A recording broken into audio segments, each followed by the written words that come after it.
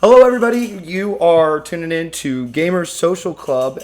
We are editors here at the website, and we just came to talk to you all about our predictions. This is our first ever podcast or show or video or whatever the fuck you want to call it. But this is actually the first time any of us are actually meeting. Well, I mean, we've been talking since the website started in like beginning of March, right? Yeah, Yeah, I I think a can't I couple can't of believe us, it was only March. right? And then a couple of It's us been have wild. been Yeah. started like January sometime. We started talking.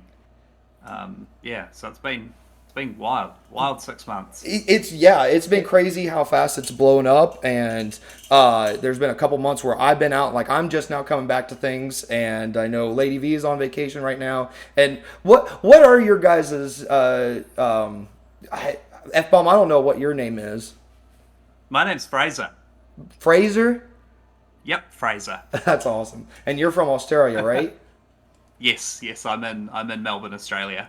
And then, do you want to tell us more about you? Yeah, so like I said, my name's Fraser. I go by F-bomb or bomb. Um, I am a coffee roaster by trade, so I spend all of my time with coffee or with video games. Hell So yeah. yeah, that's it. Have loads of fun. We love Yeah, it. we do love it. I can't get enough. That's awesome. Yeah, that's me. And then and then Lady V, do you want to tell us more about you? Yeah, I'm not going to tell you my full name because I get enough weird messages on Twitter anyway. But yeah, so I'm B, and I work for full time for an alcohol company. So I work for a whiskey company here in Scotland. Um, That's awesome. and Yeah, I mean we've got the trifecta here. Like Yeah. we've got video games, we've got whiskey, we've got coffee. Um, and I just love video games. And started off in the Gamer Social Club when it was just a book club for games. And then Yeah. Dano, obviously our lead editor, was and the owner of the website was like, "Oh, would you like to write some reviews?" And I was like, 10 out of 10. And I don't think I have spent any time playing anything other than review video games since. Oh, And then right. people were So, like, 10 out of 10. It sounds like you're uh, biased. Jeez.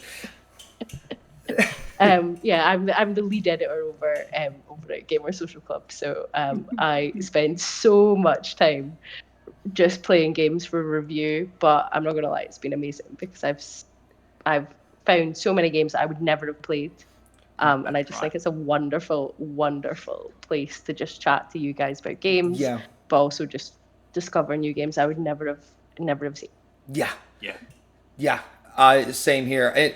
It's funny because I tried to start something like this myself like years ago, and I just like I see you see I got like all this different equipment and stuff, and I just never got around to using it or starting. And I'm a very all or nothing person. So when I saw Dano's tweet, like reaching out, trying to like look for people and find people, I just didn't even hesitate. I'm like, all right, I just want to join in on this, like give what I can when I can, and then it's been awesome. It's been very fulfilling just to like see responses to that. Oh shoot, what's the last article I wrote? It was that Ubisoft is like Tyson chicken nuggets. Just to see people's reactions to that was awesome. Like it wasn't even. It was like three people commented, and I was like, "This is the best." This is awesome. Yeah. But Oh, I want to hear what your guys' favorite games of all time. I should probably talk about myself for a second. yeah, My name's you go on. Nathan. Like, I'm from Ohio, in America, where it's not as cold as there. And I got two kids and a wife, and play video games. I drive a semi truck, so it's not as interesting and cool as making coffee and drinks. I was telling Lady V before we started recording, I'm like, this actually would be whiskey if it wasn't for the fact that I'm starting my day. So it's actually morning time for me. I'm gonna drive like I don't know, like 10 hours after this, so that would be fun. But I'm just but excited to be someone here to does talk to you have guys. to drive the whiskey and deliver the whiskey and deliver the coffee. So, Yes. Oh my Yep. gosh, again, I'm a part of the like Just trifecta full here. full just circle. completing that circle. Yeah. Yeah. That's awesome. Now, sorry, I just want to make sure my mic's not too loud because it looks like I'm getting a lot of, like it's going in the red. Um, anyways, so what's your favorite game there, F-Bomb? Oh, that is a very loaded question. I said it very I nonchalantly too. actually, I am a huge like survival horror fan, and I'm also a very big Stephen King fan. Okay. So when the original Alan Wake was kind of talked about, there was something that like really kind of resonated with me, and I remember I bought the special edition, and it was just incredible. And I think Alan Wake would be my favorite game of all time. My kind of guy right there. That's awesome. Yeah, Dude, I fucking love it's Alan Wake. you know, it definitely has its pros and cons. But I just thought that the whole like burning the darkness off the enemies, it's just brilliant. Finding those manuscript pages Yeah. about what is actually going to happen next was a very cool thing. So you just find a page and you read it and you're like, oh no, this is what I have to do next. It was What's your hype levels I- for the DLC that's coming out? The oh, shoot, huge. Night Springs. I can't remember what it's called. I can't remember, but yeah, Alan Wake 2 was such a beautiful game, and it really just carried on from the original. Yeah. I loved that you didn't play as Alan Wake for most of it. They kind of took you in another direction and another story, but still the same. Yeah. Yeah, super hyped for it. And there was also that really weird arcade shooter. Was like an Xbox arcade game, American Nightmare. Did you ever play that? Oh Yes, yeah, I yeah, did, played yes. that, That Yeah, was awesome. That was brilliant too. Just like the combat. Just take the combat and just do it. See, I really wish you would have been at my. You were telling us before we started recording about how we were. You don't really watch or keep up with the showcases, right? And Right. Hello. hi. Hi. Daddy. Yes. Big gamer called out. Yes, you can go have more pizza, honey. But anyways, yeah, no, we were talking about oh, the showcase. No, you were saying how this was going to be your first time keeping up with the showcases and stuff, right? Yes. Yep. We back when Alan Wake 2 was first announced, I wish you could have been in the room with me. My wife, Yeah? she's not into the it's like she's not into video games, but she was like hanging out there with me because I'm really into watching the showcases. So I just, as soon as I saw the flashlight, I like grabbed her by the arms, death grip. I'm like, this is it. I was like, it's happening. I'm ready. I was I'm so ready freaking for excited. That's Yeah, why you watch yeah. the showcases, man. Oh my gosh, there's no greater feeling than like, oh, that game I've been waiting for a freaking decade for is coming. Finally. Oh, right. And then the crossover with Control as well, and the DLC, the AWE DLC for Control. Like, just that whole universe is brilliant. I love it. It is. That was a great DLC. That was a great Yeah. DLC. I thoroughly enjoyed it. So you guys both played Control. Although I know I love Control. I 100%ed Control. Really? Yeah, I do. I'm a big achievement hunter. Like Yeah. I love 100. I'm a completionist. Like I Yeah. need to 100% things, which is a problem because my backlog is Trust me, you don't have to out explain of to me. control. Yeah. But I'm now questioning as to why over the past month I've been playing all the survival horror games. We've got a survival horror nut at the site, and I am the biggest scaredy cat that's ever existed in this Yeah, I love them. I love them so much. I'm saying my flat. I live alone, and I'm like, why do I have to play this for review? Oh yeah, like Fraser's just here being like, oh, I wish I had more terrifying things to play. yeah. Here's me playing like Happy Lolly Land. Yeah, I noticed the Death Stranding PS4 there in the background. Yes. Super Yep. sick. Yeah, loved it. I actually I never played Death Stranding, and my friend that I work with was like, this game is so wild, you have to play it. And then it was released on the PC Game Pass, so I was like, oh, great, I can play it. And so I played it. I 100%ed it. I didn't put it down. I put like 250 hours into it. And then I went out and I bought that. You went backwards. Support it somehow. Yeah, I did. That's awesome. So, would you say you're a completionist as well? I used to be, and then I found myself completing games that I didn't enjoy. Yeah. And it kind of became a thing of like my backlog just got bigger and bigger and bigger and bigger. And here's me like trying to find these collectibles that I'm like, I don't care about this. Hey, but I got 100%. I have a running joke with my friends. I'm like, I'm gonna die with 700 games in my Steam backlog. Like, Yeah, absolutely. not even started, just bought on Steam sale. Yeah, They're just gonna be there 0 minutes. Oh man. And I assume that's the part where you were saying it's the completionism is a problem because then can't finish. Yeah. Yeah. And then there might be a glitched achievement. And if a glitched achievement comes through, then it's like... Stop it, you're making my PTSD kick in. I didn't log on to this call at 1 a.m. UK time to be called out like this. Oh my gosh. All right, listen, we got to go off the rails here, but all right, you guys got to name at least one time where you had the achievement glitch and it just haunts you forever. I'll go first while you're thinking about it. Dishonored, okay? I played Dishonored 1. I did the damn thing, all right? I did the thing where you sneak around, you don't kill anybody, it's all silent, and apparently somebody accidentally died at some point, completely glitching every single achievement, and you can't, like, chapter select, go through, and even in the chapter selection, it said that I did 100%, but... Nah, like, oh my gosh, like, I spent like 20 plus hours doing that just for those achievements, and I was like, yep, guess I'm never gonna complete this one. That is That's painful. I hated that. Yeah, because, like, the enemies can die just by rats, or by falling, or just whatever, and you'll never know. Daddy. Imagine getting just jacked out of a 100% completion because someone fell over. Like, just like drunk man falls. Yeah. No 100% for you.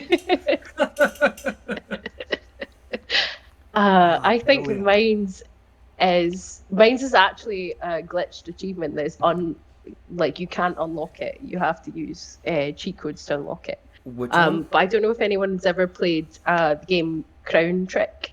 No, never heard of it. No. Okay, so this is where I expose myself fully as being the most indie-centric little guy. Like, I love an indie, but it's a proper roguelike. So you have randomly generated rooms, and it's as you move around, all the enemies move around at the same time as you. A little bit like Crypt of the Necrodancer, but without any of the rhythm mechanics. Yeah. But there's one achievement in that just is not unlockable. And I downloaded it, I think, on Game Pass, and I was like, this is amazing. I'm going to put so many hours into that. I think I played it for like 60 hours or something, 70 hours. And I was like, I feel like this achievement should have unlocked. And then I went on trueachievements.com and it's like, nah, it's glitched. It's never going to unlock. Like, it's just, it's not going to happen. 60 hours. And I was like, oh. And I think it was even worse because I love that game so much. But I'm just never going to get the 100% on it. It's just never going to happen. Oh, that's devastating. I hate that. Especially when it's like you love something so much, you got to have that 100%. You're willing to put your blood, sweat, and tears into that. Oh, it's not an easy game either. Although it is a fantastic game, and if you're not an achievement hunter, would definitely recommend everyone play it. Okay. What's the game called again? Yeah. Crown Trick. Crown Trick. Crown Trick. Okay. I'll put it on the list. Yeah, the infinite backlog of it. Yeah, right. Just add it to the list. Things get cut from it all the time, so it might make its way up to some point. And you said it's You're on Game cutting Pass? things from your backlog? I have to, or otherwise, I'm just gonna die with this pile. It's gonna fall on me, and that's gonna be the end of it. It was on Game Pass. I don't know if it's still on Game Pass. It was a couple of years ago. But, Okay. it's a little indie title, so I can't imagine it's more than like £15 or anything like that. Okay. Right, perfect. I would definitely recommend, especially if you like that sort of roguelike gameplay. Like, you know, keep banging your head against that wall Okay. until you eventually get good enough at the game to progress. So if you play Elden Ring or Dark Souls, then it's okay. Or is this more in line of Hades?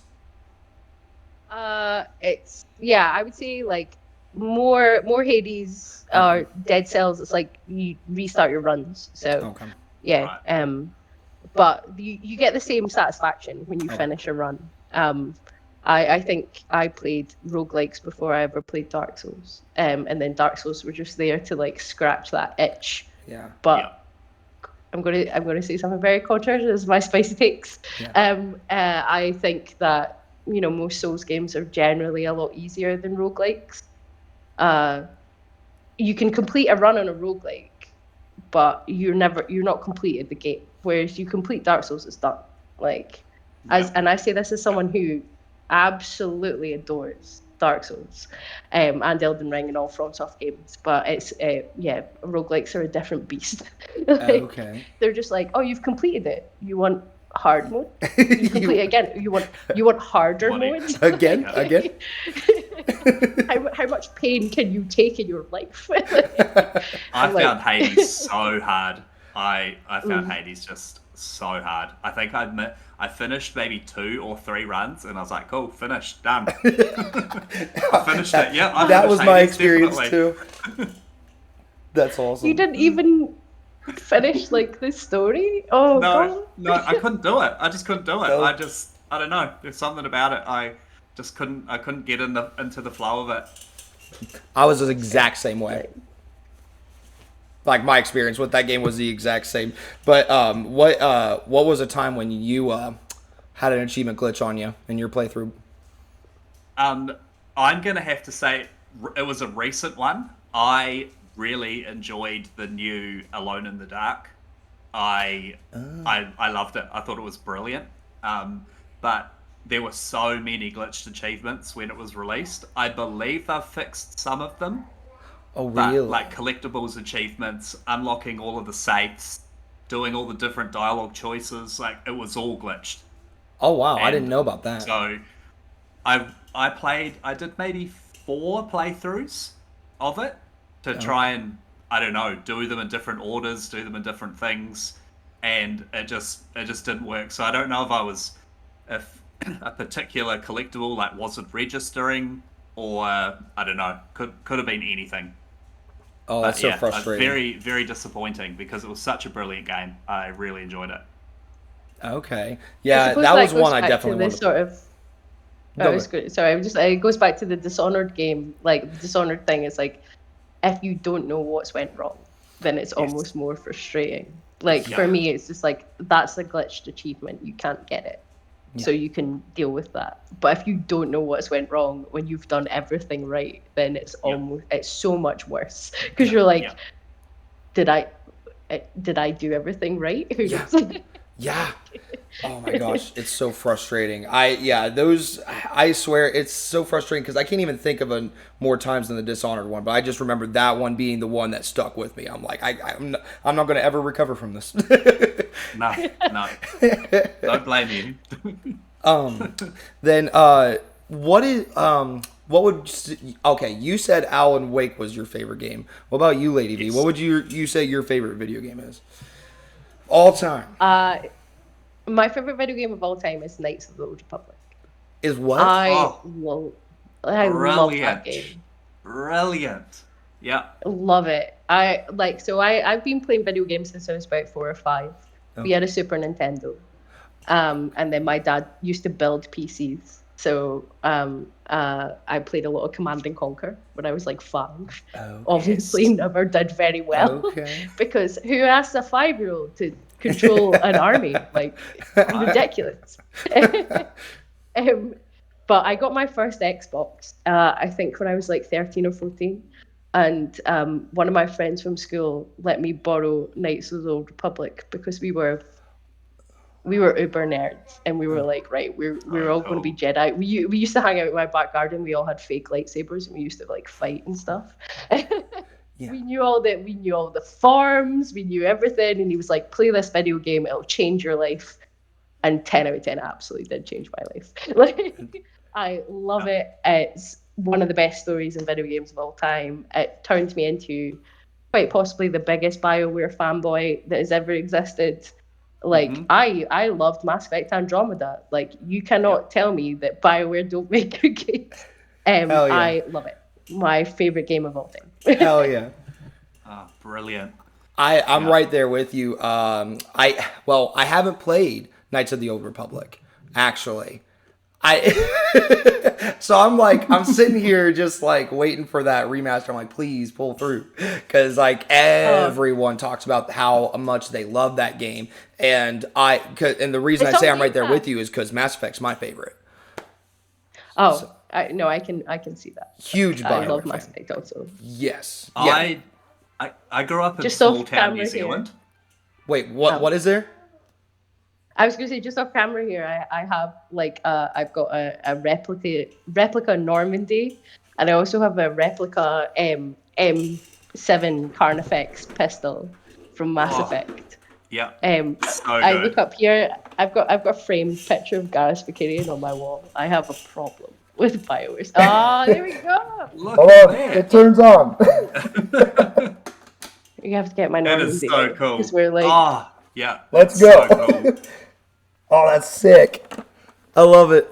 we're Look like at we're that. repping. We're repping. Exactly. That's definitely. what I'm saying. I bought I think it was the special edition of Mass Effect 3 that came with the blow-up Omni Blade. Oh my god. Why do you not have Obviously, this on it's hand? gone. You mean this? Yep.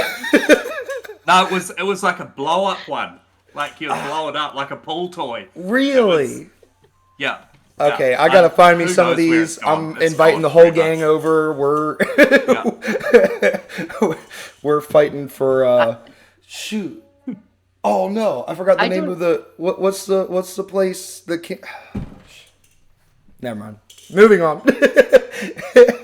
We don't even need the Knights of the Old Republic remaster. What we need is EA to re-release Mass Effect 3 multiplayer so we can all get on it. Like, Yes. that's what I need. Yeah. Like, Oh my gosh, yes. I loved that. it was so good. It was so, It was good. so good. And Andromeda was even better, in my opinion, as far as the multiplayer goes. But it just was a fart in the wind. Like, everybody was Yeah. like, oh, this game sucks. All my friends Oh, the hated it. faces are terrible.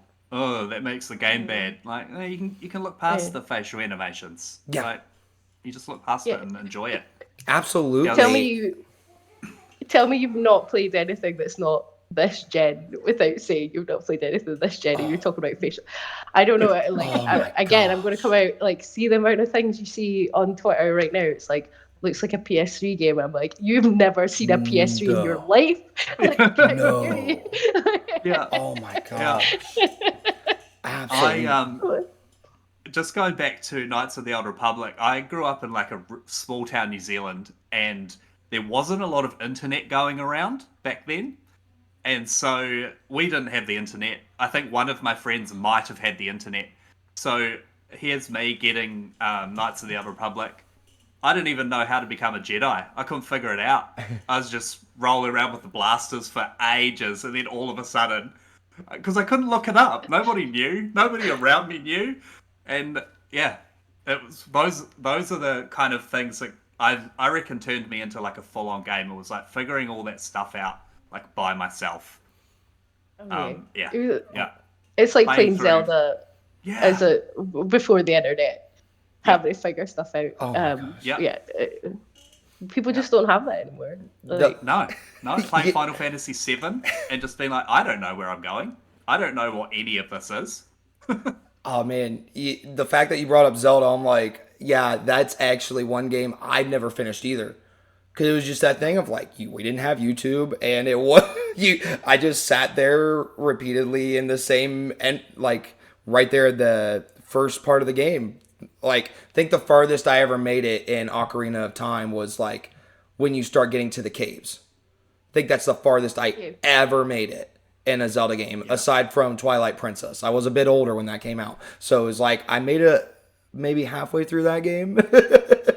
But before that, it was like, yeah, no, I didn't know what I was doing.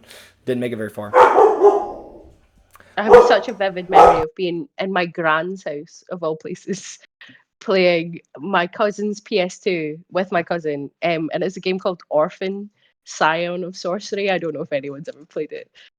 It slaps though. It's such a good game. It rings But a it's like bell, but I don't. but there's a bit just in the middle of it where you're on a random island and you have to go and talk to so many people. And neither me or my cousin could figure out what was going on. So we phoned my sister on my grand's landline, asked her to go on her home PC and see if she could find a walkthrough. This is pre-2000.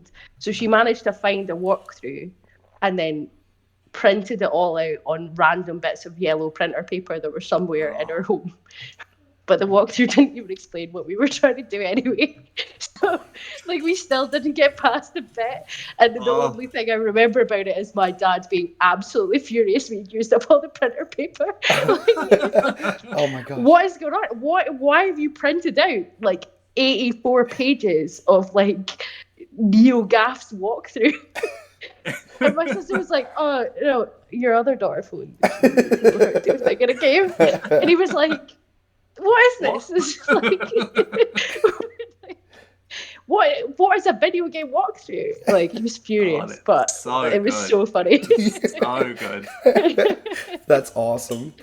Yeah, my friend found we made a bet back when Dark Souls 2 was coming out. I think it was, I can't remember. I had just finished Dark Souls 1 and I didn't get all the achievements. But I told him, I was like, I bet you anything you could never platinum this game without looking up walkthroughs or guides. And he's like, oh yeah, why don't we make a bet on it? And I was like, okay, you can't watch any videos on this.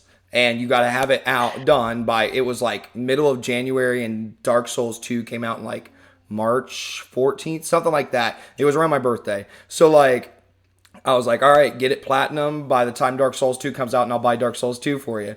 And he's like, okay. So he gets it platinumed in a week. Kid you not. Dark Souls 1 platinums it in a week. And I'm like, you cheated. You 100% cheated. He's like, no, I didn't. I was like, you had to have. I was like, there are parts in that game you got to get achievements by like going way over there in that cavern, hit that wall, go into the secret room, and if you made sure to grab that one ring in the first part of the game under the nest of eggs, you find this ring, but you got to make sure you talk to this person first, then you'll get that achievement. And I'm like, there's no way you got that figured out by yourself. And he's like, how did he find Darkseeker Calf? Because you have to defeat the 4 kings before you place the Lord vessel. No, I'm calling bullshit on that. I think you cheated too. Hey, I'm bringing it up because of your story. he just read all the guides. He read all the guides. Didn't watch any videos. I'm calling your friend read the guides.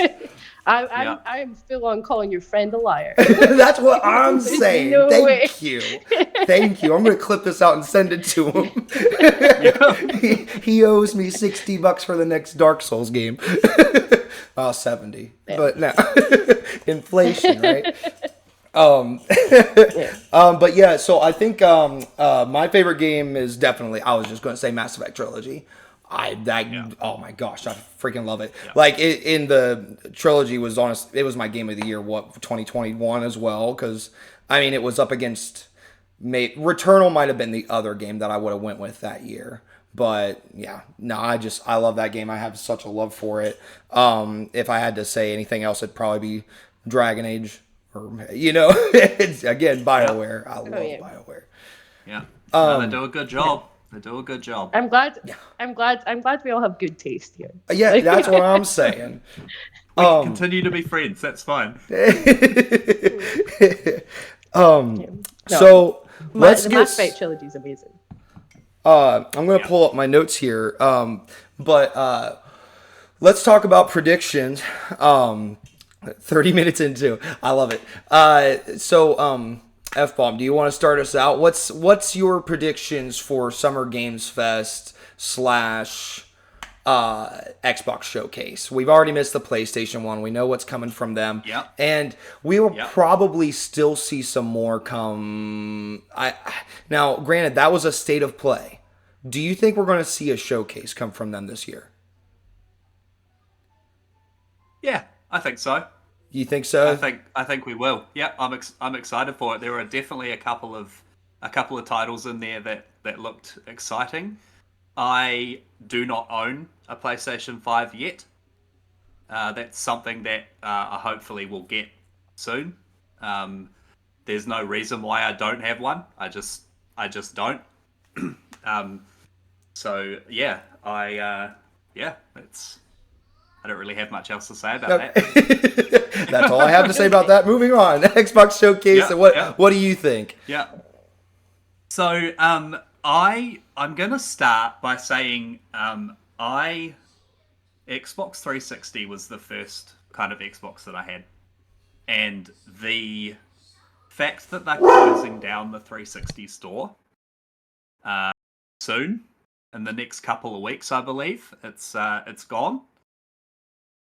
So I would like to see something about bringing a bit more of their back catalogue to the new store, because we're going to be losing a lot. There's a lot of titles that are kind of just going to be going. So yeah, I would like that would be great to see, like maybe a bit of an updated back catalogue store. That could be cool. And I'm also really like just Gears of War. I just want to see some more Gears, whether it be a remastered collection of all the old ones, or just some Gears 6 footage. Yeah. Do you think we get a? That's what Gears is definitely something that got wrote in about.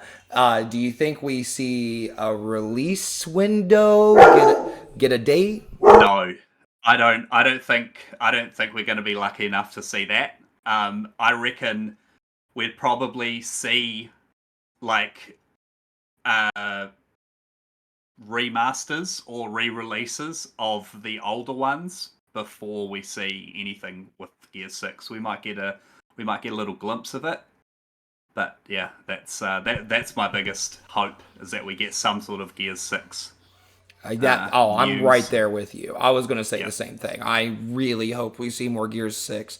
I'm hoping. I mean, the dream is we see it this fall, but I can't imagine we're going to see it this fall either. That would be such a great surprise though. Like I hope we can clip this out. I don't think they would cut into like the Indiana Jones release window or anything like that with I the agree. Gears. Just given the fact that the Wolfenstein devs are so proficient at first person shooters, and I love Gears. But you're not putting those back to back with each other. You're not asking people to choose between a Wolfenstein Indiana Jones game and also a Gears, because you're gonna split your audience too much. And don't forget about Avowed. I think so. Avowed is happening this year too. I keep forgetting that game exists. And that's coming out this year with Indiana Jones. So yeah, just to add to what your point there, that actually makes even more sense. I think we're definitely probably just going to see a teaser, if anything, and probably just a blanket statement of 2025, if that. Yep. I mean, hopefully you see a blanket statement of 2025, but even then you're looking at probably getting delayed into 2026. Yeah. Knowing how Xbox has been these past couple of years. Is it only the first Gears that's been remastered thus far?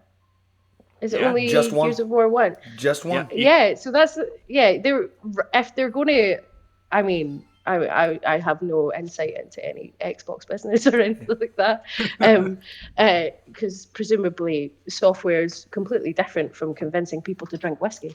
But yeah, I think if you know drop a trailer for Gears 6 and then also shadow drop Gears 2 and 3 remastered at the showcase, you're onto a winner. Like Indiana Jones doesn't come out till Q3. You know, you've got your summer blockbuster right there. Like, yeah, they might be remasters, but the Gears of War trilogy are some of the People will best still- shooters ever made. Yeah, people will still play it. Like Hmm. it is, yeah. Like the because what Gears 2 and 3 are both backwards compatible, so you can still play them on the new generation. But just having some updated graphics or anything, or even just a place where you go, kind of like what they've done with the new Call of Duties, where all the games are in one kind of launcher, so you can just kind of go in and just choose any of the gears from that. It'd be cool. Absolutely. No, Yeah, To any what audio gears do you listener, wanna I play? just like I want disappeared to for a play second. that Gears, and I want to play it now. Oh man, same here. I'm here for the gamer social club Gears night. Like, Oh my gosh, that would be awesome. 10 out of 10. Hell Yes, I'm in. yeah. I am. I would in. love that. I'll take the day off work. I don't care. Yeah, I've already been saying like Grand Theft Auto 6 is definitely going to be a call off for me, or well, Dragon Age, but I'll get to that later. But then oh shoot, what was I going to say? No, but Lady V, what do you think? What do you think we're going to see? So well, my hope is what we're going to see is Dragon Age Dreadwolf. Oh, Like, Damn but it, that's what I was that's gonna say. more of a you know, draw the summoning circle on the floor and say, please, EA, please, what are you doing to Please. me? How dare you? Like, Yeah, please. just like I will like I'll burn down all of my possessions. Just give me some Dragon Age Dreadwolf. Like, it's been so long. But I think you're going to talk about that a little bit, Nathan. So I think what I would like to see is a little bit more about Judas from you know, Kevin Levine and stuff like that. Because BioShock is probably maybe my second favorite game of all time. And they had obviously the trailer for it, but I want to know more about that. I want to see, is it BioShock 4? Is it more of a System Shocky type thing? Where are we going with that? Because I'm so excited for that game and I want to see more details about that. Absolutely, because everything people were saying from that little preview is that like it's very different. Like everybody who went in there wasn't expecting what they actually got out of it. I would love to know what that means. Like, Yeah. I'm really psyched for that. But going off of the Dragon Age thing, because that was what I was going to say. I definitely think. Do you think we see that at Summer Games Fest, or? They have to this year. Otherwise, all of the Dragon Age fans, they're going to riot. Like, Yes. like, Yeah. Yes, They gotta seriously. give you something, right? Oh my gosh, the just fan fiction anything. community can't take it anymore. Like, like you- we're desperate. We need something. You know, I know. Just give us a trailer. All we need is one little trailer. The crumbs. You know, just I will flash take the across the crumbs. screen. Like, Dragon Age. yeah, that's all I need. Like, do you think and we it's get not a Netflix date? series. Sorry. Oh, you're fine. I don't.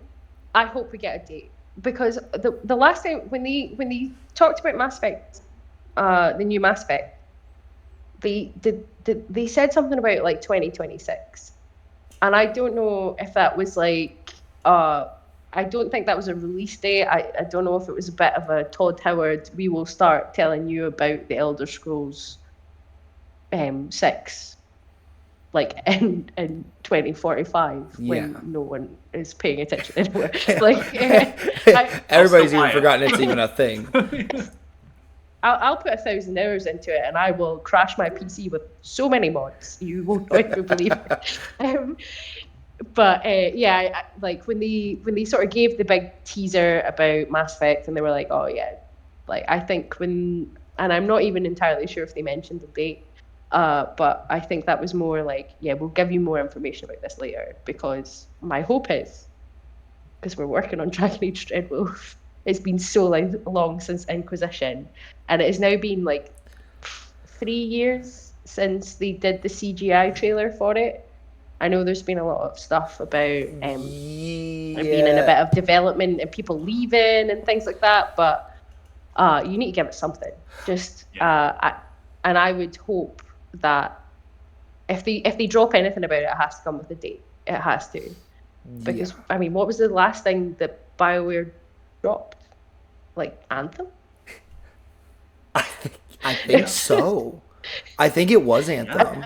Yeah. I think they've been working on Obviously, Dreadwolf they this had whole time because yeah. if now again I'm totally speaking out of my ass here, but I'm pretty sure that they had to restart development for that game completely back in 2020 or 2021. So I think they started from scratch at that point and have been working on building up a whole new game because initially it was supposed to be more lenient on live service and that they were going to do like a 4-player co-op dungeons type thing, and I think they just scrapped the entire game and then started over. I know that much. I just don't know when that happened. I'm wanting to say it was 2020, 2021, somewhere around that time frame.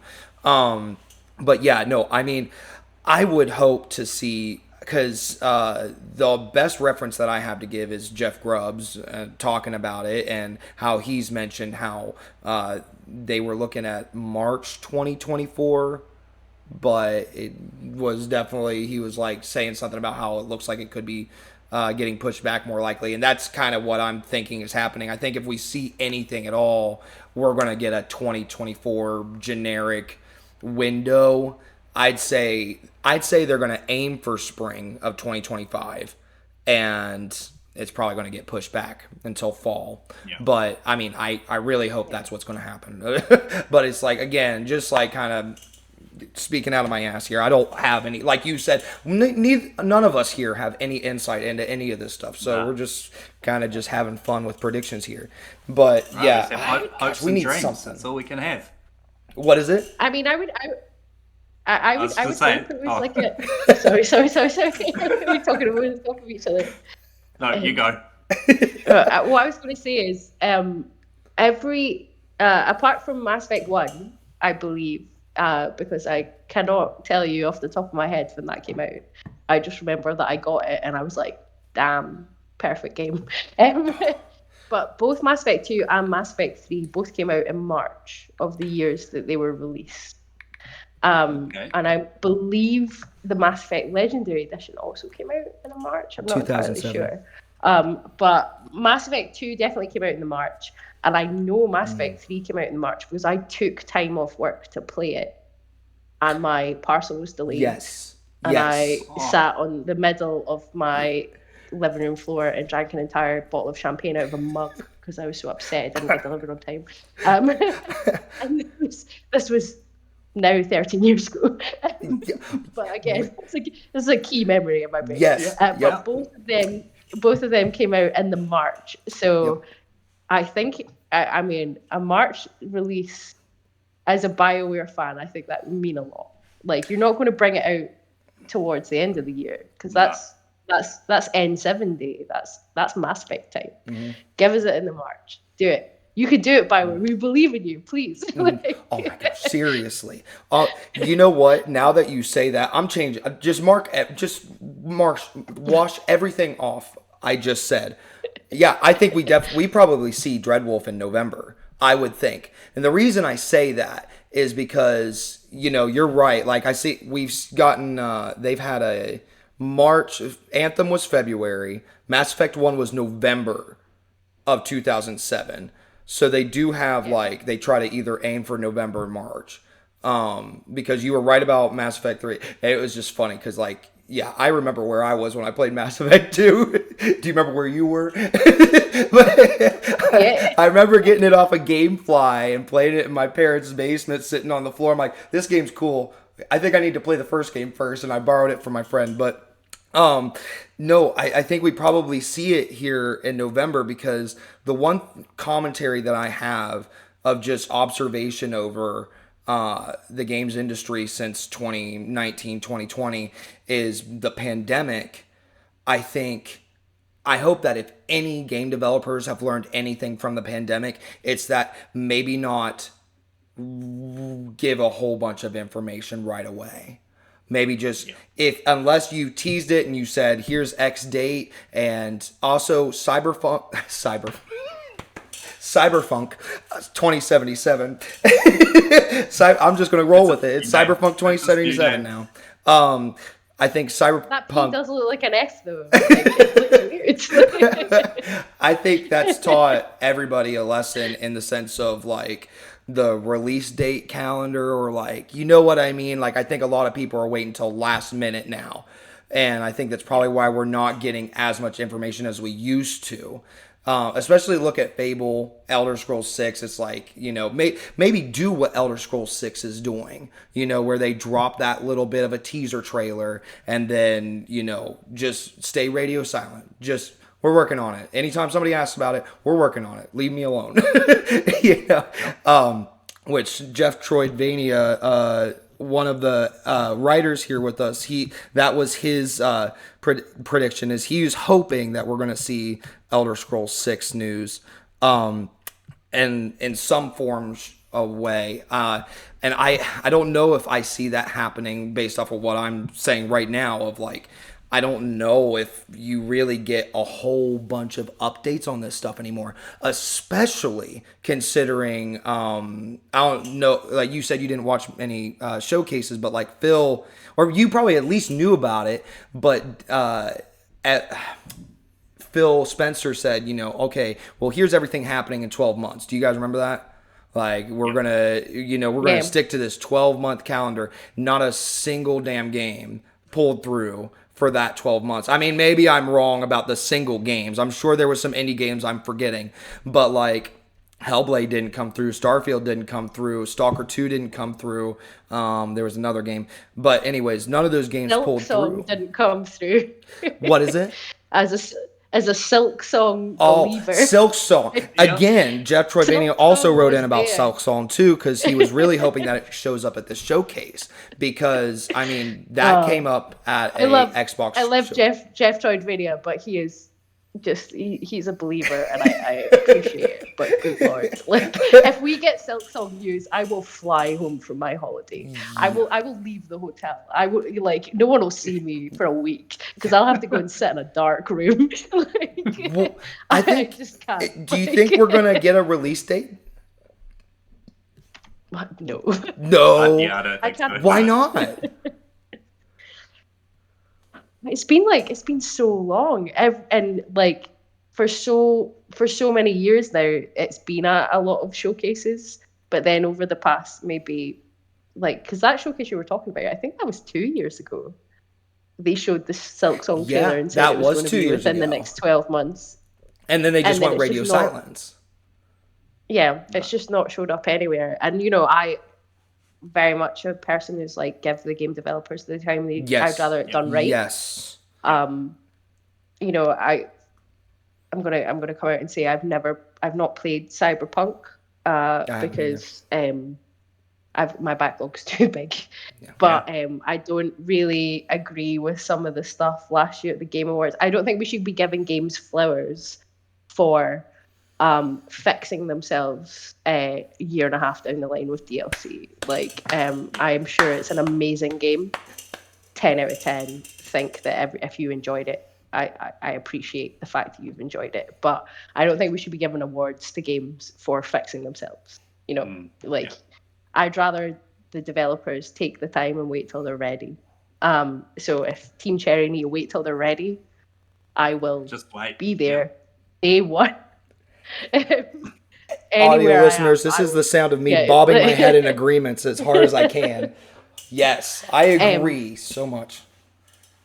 But I don't think we're going to see anything from it. I think they're not going to shadow drop Silk Song. I also think the guys at Team Cherry have got enough. Not enough. I think they have more appreciation of what the industry's going through in terms of, especially with indie devs and stuff like that.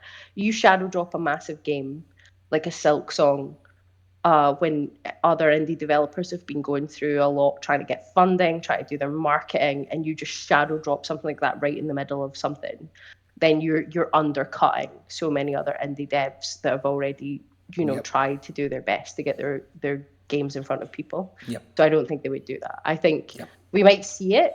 I hope to God we see it. Yeah. But yeah, they're not. It'll be, this is coming. Early access might be coming or something like that. Like I could see definitely from an Xbox standpoint where they'd want to have that shadow drop, like especially after Hi-Fi Rush's success. Like I could see where they'd be like, okay, come on, let's get this game out. Like finally, after all these years, like we announced we were going to give it within the 12 months 2 years ago, and we can finally deliver that game. I can see them pushing for that to happen, but like you said, I feel like that studio isn't going to budge. They're probably just going to do their own thing.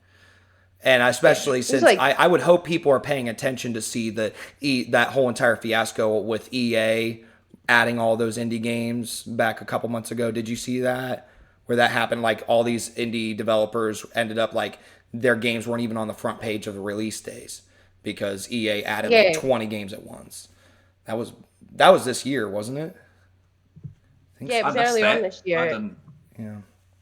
But they added all of the it was like a bundle. It was like 20 games, had all of the old Command and Conquer and stuff in it. Because I was excited because I love Command and Conquer. Yeah. I'm a mega nerd. It just wiped like the entire front page of Steam. Yeah. From all of these indies. Yeah. And as much as I love Command and Conquer, I will always, especially as I get a bit older, I will always be here for a little indie game. I think they push the industry forward. I think they innovate so much more than you ever see in a AAA release. Yeah. And I'm here on this call to say, buy more indies, play more indies, do it. Right. Because I think they're important. I don't think another indie developer would do that to other indie developers. Yeah. Right, yeah. I love that focus on our website. We definitely focus on indie developers, and I love that. And then you were saying you hadn't heard about that? No. Yeah, no, I hadn't. Somebody somebody created this game. Have you heard of it was a potion crafting game. She had been working on it for Alchemist something? Yes. Potion Alchemist or The Alchemist? Yeah, she had been working on that game for like 12 years, and like the day she finally uploaded it to Steam, it was like on page 2 or 3 of like the games released that day, and it's just really like completely threw her under the bus, and so shame. Yeah, it went a little viral there for a little bit. People talking about how EA needs to be paying attention to stuff like this more. So I hope that I hope that maybe we don't see Silk Song in that regards, because but I'm pulling up my other notes of other people who wrote in. Do you guys have any other predictions you guys want to highlight or talk about? Yeah, well, like they talked about BioShock, and I want to see some Clockwork Revolution stuff. The little trailer thing that we got is, it just, I don't know, it just felt like BioShock to me. Like a beautiful, sunny BioShock. Yeah. And I'm excited for that. That looks great. The weapons look great. The little abilities, I don't know if it's like a magic thing or if it's like equipment that you use, but the shocking and the throwing and it just looks fun. Looks really good. Yeah. I'm super stoked for that one as well. So Justin 99 Justin 99000 he's another writer here for the website, and he was talking about I'm just going to read off what he said, and then we'll talk about it. Okay, so I know Jeff wants everyone to keep their expectations low this year, but that's specifically for the Summer Games Fest. I think that with Microsoft in hot water with fans recently, they are going to try and win some brownie points back by showing off some new footage. either a little bit of Fable or Doom or maybe some SOD3. What's SOD3? Do you guys know? SOD. State of Decay. Oh yes, yeah, that's a good point because it's been like a solid couple years. That was it. Wasn't that in the 12-month thing category? I think it was. Yeah. I think it was. Yeah, probably. I know Fable definitely wasn't in that. Times like and It's we're talking about Dark Souls. Like time's not linear. Like time's a flat surface. it Like, come really on. is. And when you're in this podcast, like I'm feeling that pressure of like trying to like make sure everything's moving right. But like if I'm just sitting there, I couldn't tell. I keep forgetting Fbomb's name all throughout this podcast. But if you ask me when did Mass Effect come out? Oh yeah, that was in November of 2007. Anyways, he was saying they may announce more ports going elsewhere too. So that kind of I wonder about.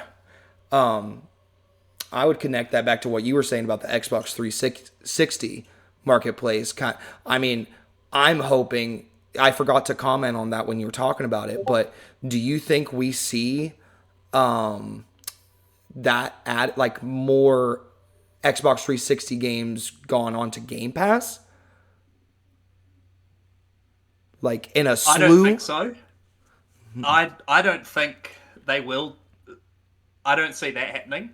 I definitely would like to see them added to the store. Yeah. But then I guess a lot of those like older games, the licensing stuff's gone.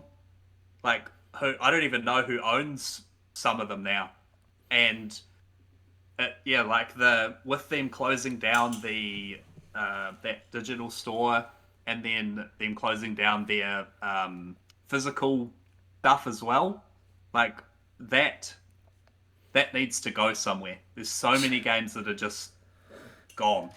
While you were saying that, I thought about the fact that Sarah Bond over there, Microsoft, I think what you're saying would be a perfect opportunity for them to pull through on that promise of we're going to do game preservation, right? Like actually start showing what you've been preaching. Especially, Microsoft has lost a lot of faith and goodwill and trust in the people over the course of this year. So I think it'd do a lot of good for Sarah Bond to come out here and say, hey, you guys heard of this initiative. Well, hey, we may be shutting down the Xbox 360 marketplace, but we're moving it all over to the new gen. You can at least buy it. It's not being added to Game Pass, but it's at least you can buy it. At least talk about it. It doesn't even need to be right this minute, but at least a promise that you're going to bring it and then pull through with that promise. Like we need to start seeing some fruits of their labor here instead of them talking about what's to come. I mean, already within this whole entire time of us talking about this, we've been talking about a lot of games that we've known about for a long time that we've been given release dates and never got. And that seems to be the general gist of this whole conversation. I mean, especially at the moment, you've got Sony sort of doubling down on PS2 titles coming to PS Plus. They're bringing all their classics and stuff over. Yep. Yes. I mean, I don't think we're going to see a PlayStation showcase during Summer Games Fest. Like, obviously they've done their state of play. Yeah. But they're doing that. And which is fantastic. So I would love to see. There's some really amazing little indie titles that you can only buy on the Xbox 360 store. Yeah. I'd love to see them be brought over in terms. I can't imagine there's much licensing issue with some of these small indies. Like, bring over Dust and Elysian Tale. It's a banger. Like, it's one of the best Metroidvanias ever made. Just bring it over. Like, you can pay the dev to bring that. Yes. Especially as, people don't necessarily want to shell out 70 quid for day one. For a lot of AAA titles now. What's a quid? Bring over all these little small games. Do a little bit of what PlayStation is doing. Like, bring some of your classics over, and let people play them. Yeah. Yeah, definitely. Do you think? Because I know people who went to the Dice Awards were talking about how the scuttlebutt was that the Game Pass money has dried up. Do you think we're gonna start seeing less of a focus on indie games on Game Pass? Like, do you think we're gonna see a lot of focus on AAA titles and not the games that we're necessarily talking about or want to see? Well, I think not necessarily, because obviously we did, and again, this is testament to Dano and the fact that he is just so good at following up on these sorts of statements. Because obviously he followed up with the devs that had been quoted as saying that. And they were saying it's not a Game Pass problem, it's an industry problem. Just funding for indie titles is drying up. So I think we might see a little bit less of a focus on Game Pass, but not purely just on Game Pass. I think we'll probably see a little bit less of a focus on the indies that are also funded through PlayStation. You see on PS Plus. Day one, I mean, my game of the year so far was a day one release on PS Plus, which is Ultros, and also everyone should go and play that. Go play Ultros. Okay. Okay. I'll add that to the list. But I think we're probably just going to see the big publishers like your Sonys, your Microsofts, your Nintendos doing a little bit less focus on indies this year, because the industry's in a bit of a I don't know how to put it.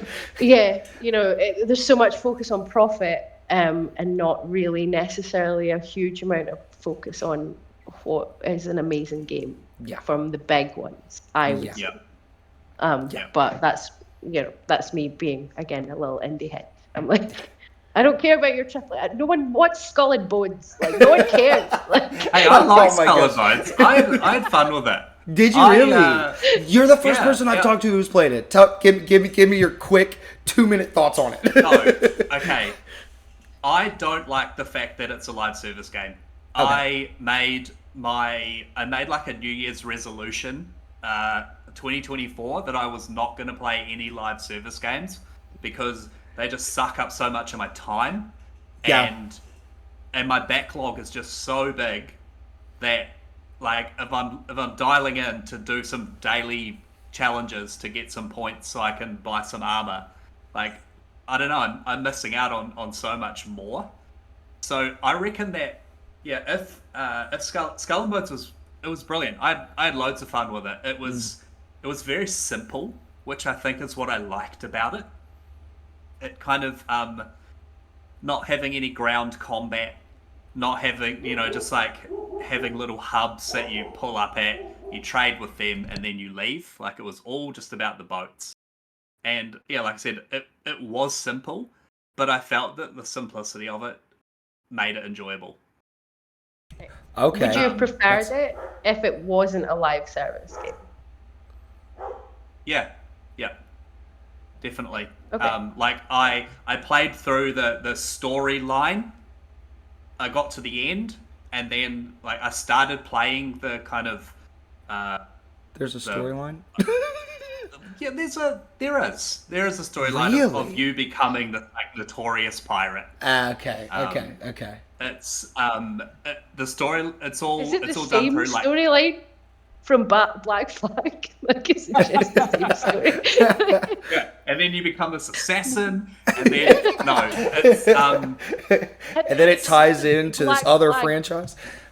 Yeah, the Black Flag title. When you finish the story of Skull and Bones, just the Black Flag title. And then it's actually all just guerrilla marketing for the remaster of Black Flag. Oh, I would love that. I would love that. Don't even joke about that. If you like remove it from the Assassin's Creed thing, and it's just its own game, and it wasn't live service, there was no in-game content, there was no seasons, there was no anything like that. It was fun. I really enjoyed it. Like you said, like, no one else really played it. None of my friends played it. I reckon it would have been more fun, like co-op. there was a little bit of like PvP stuff, which was more like events in the world. You kind of, it was a circle, and you could go into the circle, and then you could fight. Yeah, I enjoyed it. I didn't. I probably won't be picking it up again. I've spent my time with it, but yeah, I did enjoy it. Yeah, I've been very curious about that game. I've known nothing about it, and it is wild to me that like this is the first time even hearing about the fact that it has like a little bit of a story to it, considering Yeah. how long they marketed that damn game. It's like, how am I just finding out 3 months after, especially with somebody like us who has been so deep into the industry and keeping up with this stuff that it's like I didn't even hear people on Twitter talking about it. But that's awesome. I'm glad you had a good time with it. And at the end of the day, like I think there's always this thing of like, oh, a game needs to be game of the year. A game needs to be competitor at least. At minimum, it needs to be a competitor. And if it's anything less than an 8, it's a 3 out of 10. You know, and it's like just have fun with the damn game. Like seriously. Yeah. I'm gonna try to finish up Justin's what he wrote here, talking about wanting to get that and see some new footage on State of Decay 3, Fable, and Doom.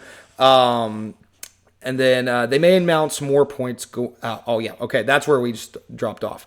I know everyone is going to be clamoring for Silk Song news, but I'm hoping to get some creative and innovative new indies that no one expects or sees coming. I doubt we will see anything Toys R Bob related. I'm hoping we see a bit more of the first Descendants or get a release date. And then he also said, I'm hoping we get a little more news on some Square titles like the new Mana game or even Kingdom Hearts related.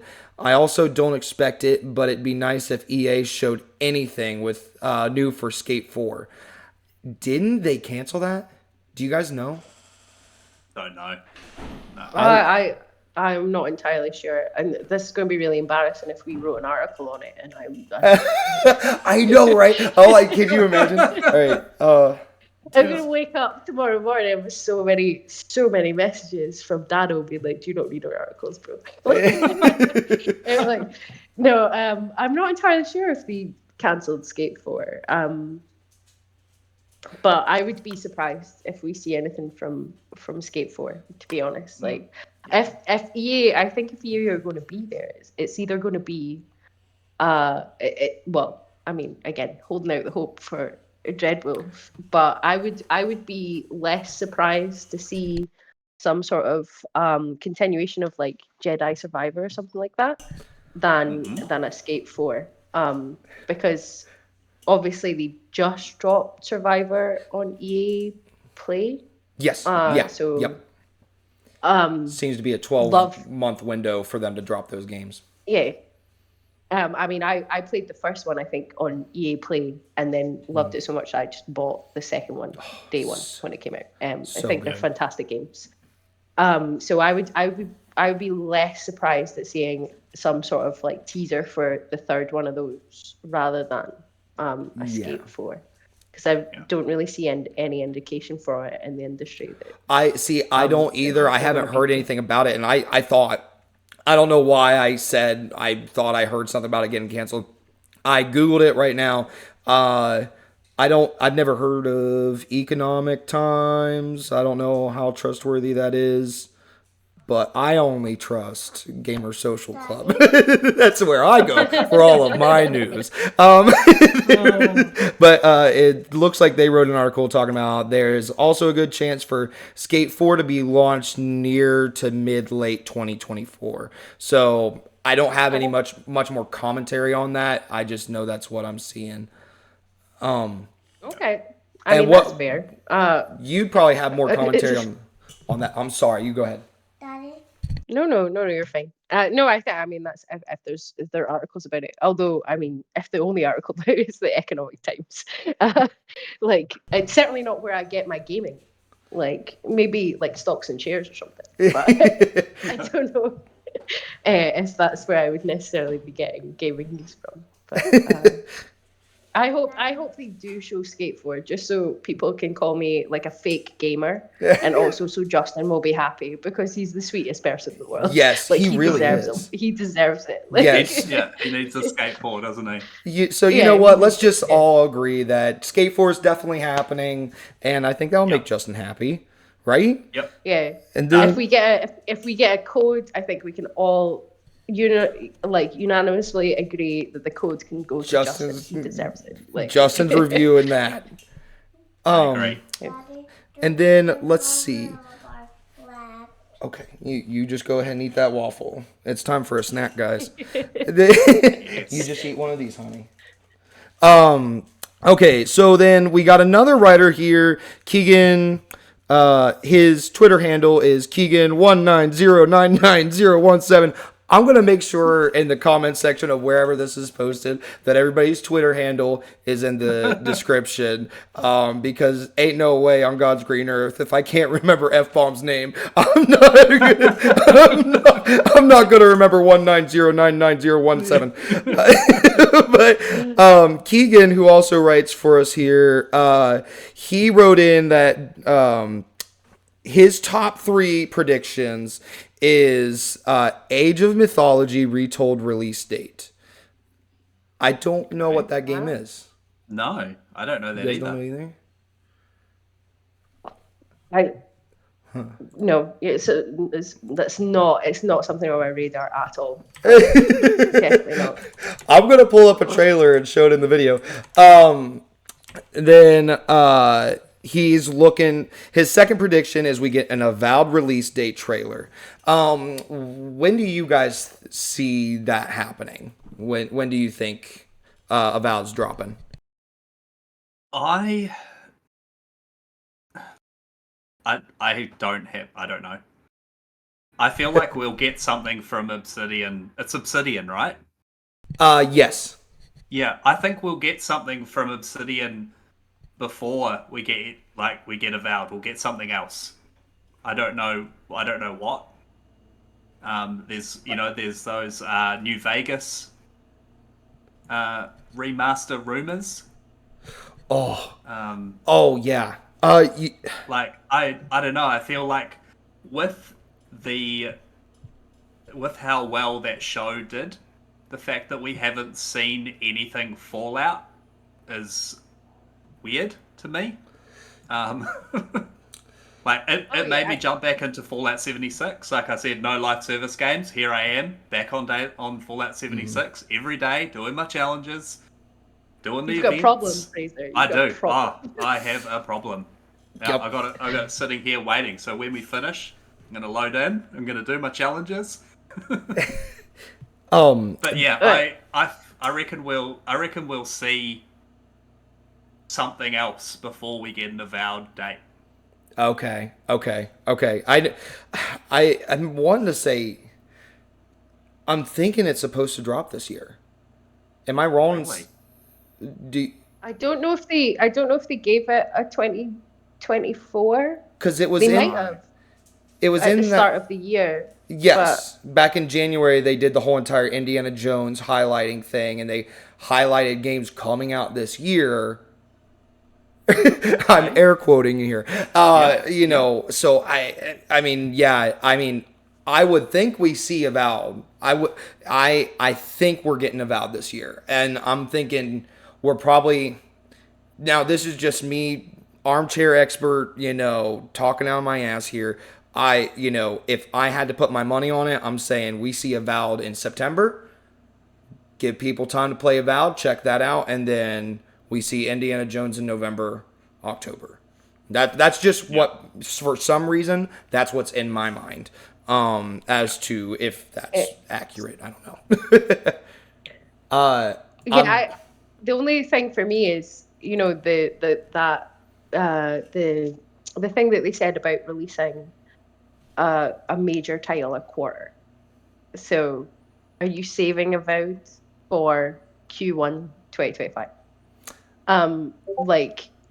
If you've already got that Q4 release of Indiana Jones, and we know Obsidian has the capacity to deliver an absolute banger.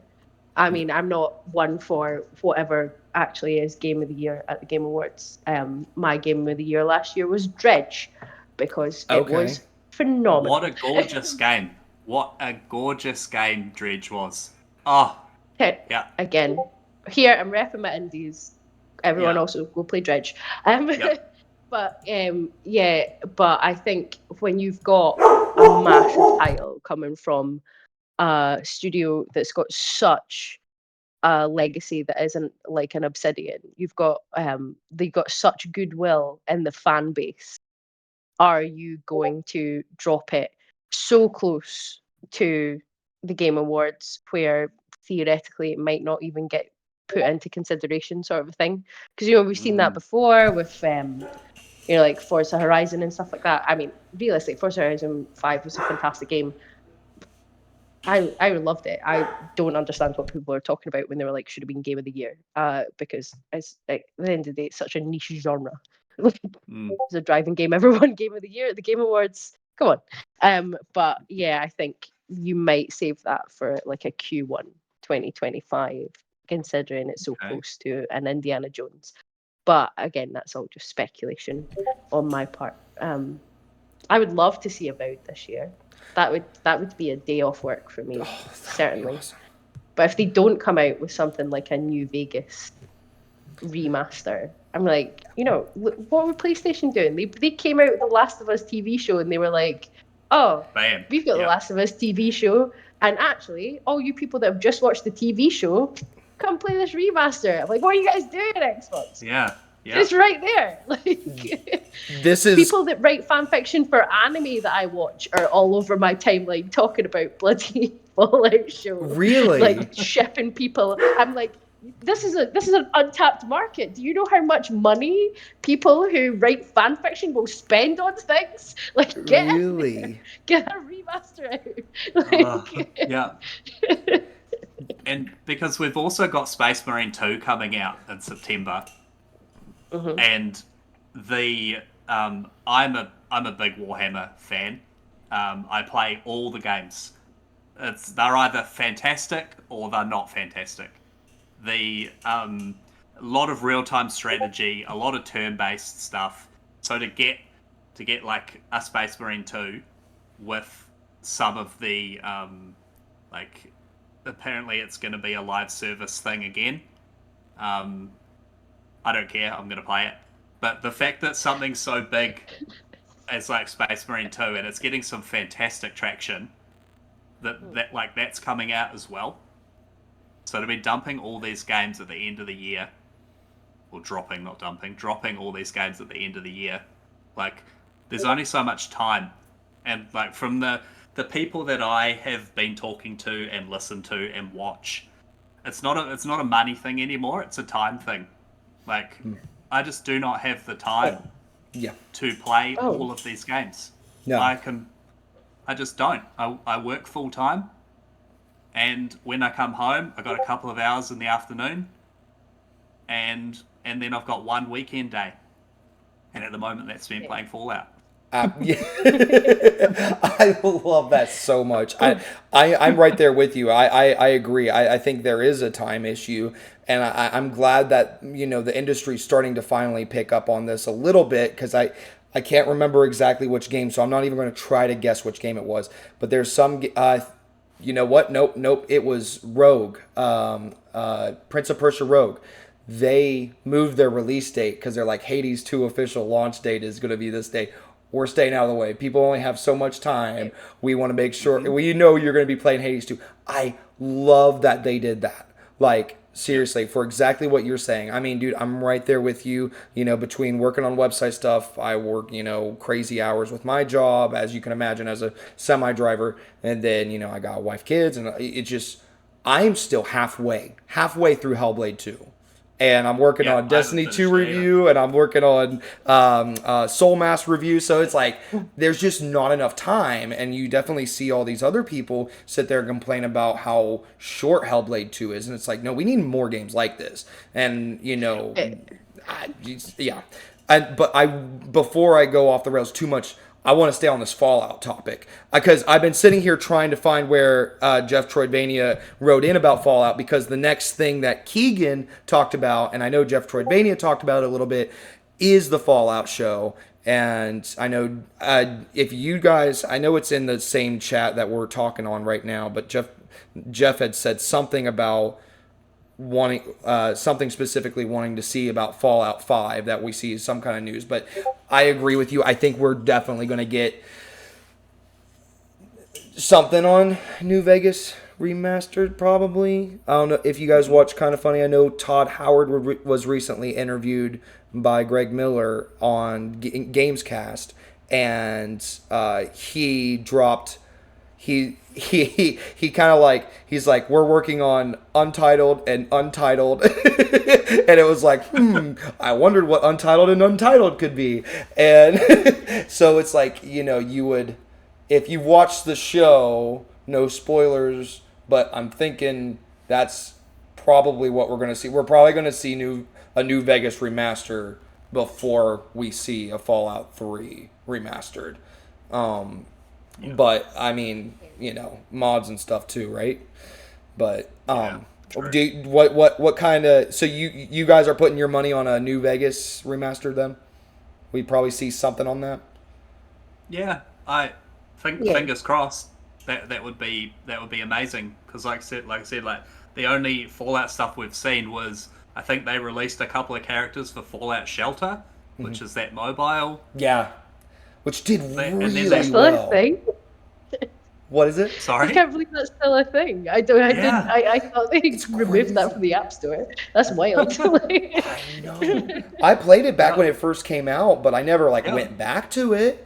But yeah, it's crazy how much it blew up and just silently stayed really successful. And I guess the same goes for Fallout 76, because in that same interview I was talking about, he was talking about how it's been their sleeping giant, and how Fallout 76 has been in the top 50 most played on I think Xbox, maybe. Yep. Well, I'm loving it. I played it on release and got to, I don't know, level 50 odd, and then I put it down. And I've picked it up a fair few years later, and there is so much more content, and there's so much to do. And I'm like level 160 something now. So since the TV show dropped, I've put 100 levels worth of time into it. Really? And yeah. And so how's that? Sorry? I was going to say, how's that 2024 New Year's resolution going for you? It's going fantastic. It's going fantastic. Yeah. Gosh, I feel for you, man. And Destiny 2's coming out as well. I was there for the start. I'm going to be there for the end. Right? Yeah. That's it. So yeah, but and then Fallout 76, we got a backpack and a vault suit from the show, and that's all the Fallout stuff we've really seen. We need something. I think the people want it. I agree. Do you know what I think would be actually a big play? Would be to put some Fallout New Vegas content into Fallout 76. Because Fallout 76 is actually a consistent dropper. Xbox showcases, they always have something from Fallout 76, and they always have something from the Elder Scrolls Online. That's still going. I reckon, actually, if we don't see anything about a Fallout New Vegas remaster or any of the Fallout remasters, I think New Vegas content in Fallout 76. I'm not a live service gamer, but I think the majority of people who have in the Discord, not in the Discord, in the discourse and stuff like that on Twitter, absolutely underestimate how much of a money generator live service games are. People who talk about games on Twitter, and the circles that I'm in anyway, they do not realize how much people who play live service games might not tune into a showcase. They don't really care about what's going on. They just want new content in the game that they like to play. That's right. So realistically, if you're going to drop a Fallout thing now that the shows come out and you've not necessarily thought about it in advance, easy enough to put Fallout New Vegas content. Beloved, people love Obsidian, people love New Vegas. Jam it into Fallout 76, and that consistent gameplay base will engage even more. They'll be posting about it, more people will be tuning in. People might even try Fallout 76, but even if they've never tried it before because they love New Vegas so much, rather than necessarily a full remaster or anything like that. It's not something I'd considered until this conversation. Well, but, I think you're spot on. I wrote down the exact time you said that because I gotta clip that. That's because I think that's brilliant. I mean, why wouldn't you do that? You're taking all this. A lot of people say Fallout New Vegas is their favorite game, so why wouldn't you try to get people into 76 via that with a remake? Maybe that's untitled and untitled. But what you going off of what you were saying about people not knowing how much money comes through that industry. I don't know. There was this interview with again, super bad with names, but one of the old CEOs of Blizzard Entertainment was talking to somebody about the fact that again, I'm speaking out of my ass, so take what I'm saying with a grain of salt. But like he was talking about how World of Warcraft, they dropped this skin for a horse, and it was like one of their first microtransactions or whatever, and that ended up making more money than the most recent expansion that they had released. And that's when they were like, oh, we've tapped into something here. Like, we're more worthwhile making skins than actual content. And it's like, that stuff's not going to stop until people stop paying for it. So, I mean, it's like people can sit there and hate on Diablo 4 all they want, but, I mean, people are still out here dropping $20 for a skin. And, I mean, damn it, if you drop a Garrus skin in Destiny 2 for $20, I'm probably going to have to do that. I'm going to have to be Garrus. If you put Garrus Vakarian in Fortnite, I will play Fortnite for the first time in my life. I guarantee it. That would be cool. I felt that way with Attack on Titan. That made me jump in after years. I like played Fortnite when it like in season 2 back when it first started or whatever. But then like last year when they did Attack on Titan crossover, I was like, I'm gonna have to jump in. I was so tempted when they dropped all the Naruto skins. I was like, what? Yep. People can hate all they want, but some of those crossovers are super sick. Like you can do some cool stuff because I mean they did the Attack on Titan thing alongside May the 4th, so then there was like lightsabers with it. So people were like swinging around on these like with the ODM gear from Attack on Titan with lightsabers. It was a great time. So great cool. time. That is so. I mean, cool. It's not surprising that with the state of play, Sony are doing Concord, which again doesn't appeal to me. I love a multiplayer shooter, but hero shooters just don't really do anything for me. But people criticize, but these are the games that make money. If you get one that pops off, then it's going to make you so much money. So, I mean, it wouldn't surprise me if we see something from Sony later on in the year where they are potentially looking at a full live service. I know they've been talking about a lot of different franchises in live service. Obviously, they've got the guys from Bungie over there now. Fantastic devs. Again, I've never played Destiny, but Halo is one of my favorite games of all time. So, it wouldn't surprise me if we start to see like a full live service potentially building off some of the amazing IP that Sony have just got sent there. Like they could take so many things and they could turn it into a live service game, a bit like Fallout 76. And people are going to clown it on Twitter, but like nobody wants this. By the end of the day, it's probably going to make them the most money that they make out of anything else. People can clown it as much as they want, but people pay for it. So. And a lot of these games, Sea of Thieves, amazing game. It started off a bit shy, but they just worked on it. Now, Microsoft's releasing it across all platforms because it makes them so much money. Yeah, I think we're going to see, and I don't mind more live service titles, even though I don't really play them because I don't have time. I'm like 80 hours deep into Animal Well. I need to find some rabbits. I don't have time to these. I don't have time for this. Like I'm writing stuff. I'm writing binary down on a notepad for an indie game somewhere. But yeah, I think live service games, if you can take the right franchise and you can take and do it well, I think there's a lot of space for them. Rather than just trying to slap it into everything, so the Avengers and necessarily Suicide Squad and stuff. Don't do that. Just do a live service Resistance, Sony. Do it. I play it. My PS5's over there. It's ready for some sort of live service multiplayer shooter. Resistance is one of the best games I think that Sony has ever made. I would happily play that. I'm ready for that. Hell yeah. That's Resistance. I never played it. I played Killzone. I was a Killzone person back in the day. But yeah, Resistance, not one of them.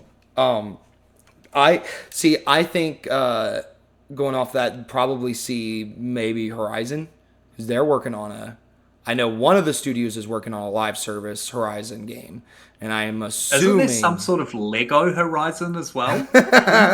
Yeah, there is. Didn't I see that or hear that somewhere? Or am I just making that up? No, you're not making that up. That's for real, it's out there. And a lot of people were speculating that we were going to see that at that show, not showcase, State of Play.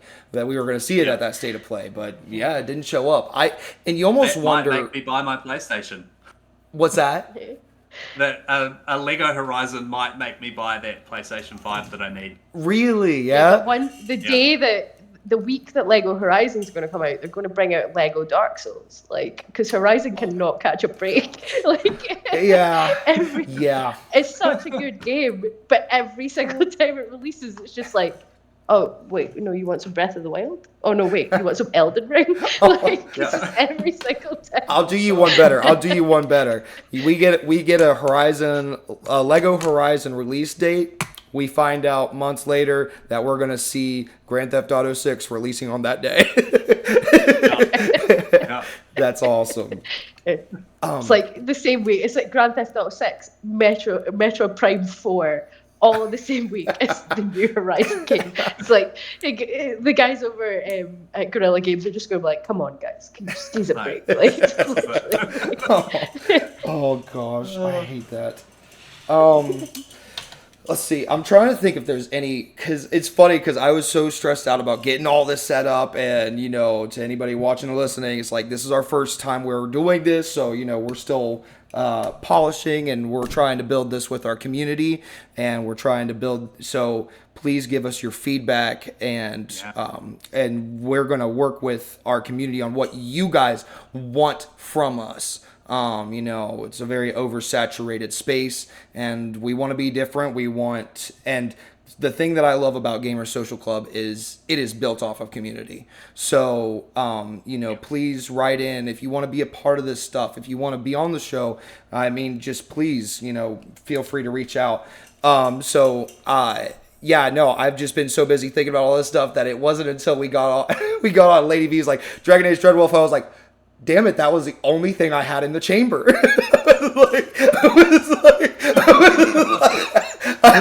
Man, I really came unprepared as to what I was really hoping to see out of the stuff happening. But one thing I would like to talk about is Doom. That was another one that Justin 9000 was saying he wanted to see. So, it's been leaked, and I think even confirmed from Microsoft. Again, speaking out of my ass, I'll double check here in a second on my phone. But Doom Medieval is what's coming. So I'm so ready for it. Do you think that's straight up medieval? Do you think we got guns, or are we seeing a live service game where it's 4v4 and maybe I kind of wondered maybe about a Doom meets Chivalry 2 type thing. Oh, yeah. Do you think that's what they could be That doing could be with that? interesting. Could be interesting. It would be. I reckon they're definitely going to introduce some more melee stuff. Yeah. But I think like what was it, Wonderlands, Tiny Tina's Wonderlands. I reckon we're going to get guns as well. Like we're going to get guns. We're going to get swords. It's going to be brilliant. We're going to get heavy metal. I hope that It better fucking have heavy soundtrack metal. is even bigger than the second one. The Doom Eternal soundtrack is phenomenal. Oh my gosh, it's so good. Yeah. I feel like you can't do Doom without guns. Like it's id Software are just the master of that boomer shooter. I mean, some people call them Doom but they are so good at it. And if you give me a Doom game without the big fucking gun in it, I will not buy that game. I'm sorry. I am fully a member of the BFG division. I'm not having it. I would like the super shotgun. I would like the BFG, please. Thank you. Yeah. Oh my god. So there has to be some guns in it. But no, I would like to see. I would very happily see more the melee, just the melee finishers. Even in Doom 2016, are some of the most satisfying things to see in gaming. Yes. But that is also a good segue into the fact that do we think we might see like Quake 6? Because oh my goodness. If you came out, if they were just like, nah, do you know what, Bethesda, we're not doing anything with Bethesda. Like, here's Fallout 76, we're doing New Vegas 76, everything else parked. And then they were just like, here's id Software, we're doing new Doom and we're doing Quake 6. I will lose my. I will literally throw my sister into the swimming pool of the hotel we are in. I will lose my mind. Oh my gosh! If you could see into my brain right now, you'd be seeing me walk into the basement, pull out this dusty box, and being like, "I forgot this existed." Putting the helmet on. I forgot. I've barely played Quake. And it's been so long since we heard, but I don't think you're totally coming from left field here. I mean, with especially with how much they've been messing around with Unreal Engine 5. I mean, that makes sense. Why wouldn't you see Quake 6? That would be cool. Would it be Quake 6? There's not been a Quake 5, has there? I'm talking. Skip that one. Go straight to 6. No, this is me talking. No, because I've like Quakes, but it's because the last one was like the remaster of Quake, which was phenomenal.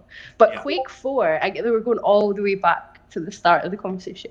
Quake 4 was a launch title for the Xbox 360. The Xbox 360, I think, came out. That was November 2005. November 12th, 2005. I should know this, but I don't. I got it on launch day. I remember getting it on launch day because I remember neither my mum or my dad realized that you needed a memory card if you didn't get the one with the built-in hard drive. So I got my Xbox 360 and then could not play any games on it because there was no memory. So we had to go to game that evening to go and pick it up. And while we were in game, Quake 4 was there. And I was like, I want that. I'm going to get that along with my... Yeah. I need that one. And it was a phenomenal game. But no, there hasn't been a Quake 5. Okay, I'm a fake gamer. Everyone can call me out. Like, it's fine. Once we post this, get into the comments. Tell me how much of a fake gamer you think I am. But yeah, Quake 5. Quake 5 and Doom at the same time? No.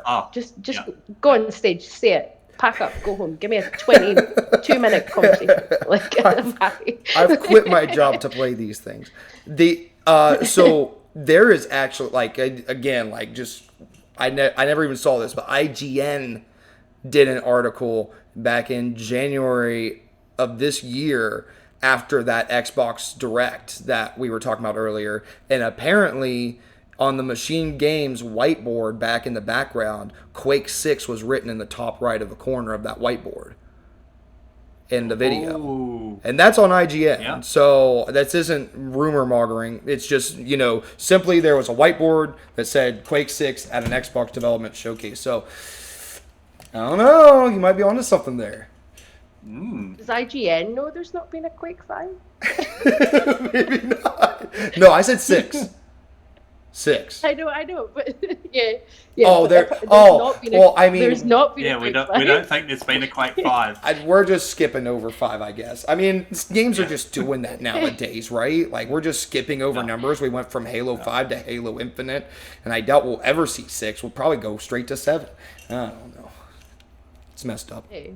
Just Speaking of 7, Far Cry. We got to see something. We got to see something with Far Cry 7. Please, Ubisoft, because Ubisoft Forward or Ubisoft whatever they call it is. Yep. Oh my gosh, please, yes, because it sounds the synopsis of it sounds amazing. Because like the synopsis of the game leaked, and I'm just it's supposed to come out 2025. So yeah, I agree with you. Probably we'll see a teaser trailer, I would think, or I would hope, anyways. I'd love to see a return to some of the darker Far Cry stuff. Like recently, it's been lots of bright colors. Yeah. Everything's been bright colors. Like Far Cry 6, I think red was a very prominent color in that. I want to go back to like Far Cry 2, Far Cry 3, where it was just dark and grim. Yeah. And yeah. I'll never forget, like, falling in love with that franchise, going over to my cousin's house. He's like, dude, you got to check out this game I've been playing. You can set a house on fire, and it will stay on fire. Yep. And he's like, check this out, and checked out that flamethrower. And honestly, you know how you just have those gaming moments that will just core memory for the rest of your life, and you're just like, I don't know why specifically this thing stuck with me, but the Far Cry 3 mission where you place, there's a Skrillex song, and you got to, like, set fire to this whole field of weed, and oh my gosh, it was sick. I'll never forget that mission. 3 had the best villain too. Vass was he was brilliant. Yeah, and I'm not like Lady V. I'm not a huge fan of roguelites. So then I had bought Far Cry 6, like the premium edition. And I was like, oh yeah, I'm all in on this. Vass is back, baby. Let's go. And then like, and it came out and all of its roguelite. And I'm like, I'm not feeling it. Come on. Yeah. I finished the game, and I think I started the Vass DLC, but I never finished it, and I never played any of the others. Really? I want to. I probably should go back, because even like Joseph Seed was another brilliant protagonist. Thank you.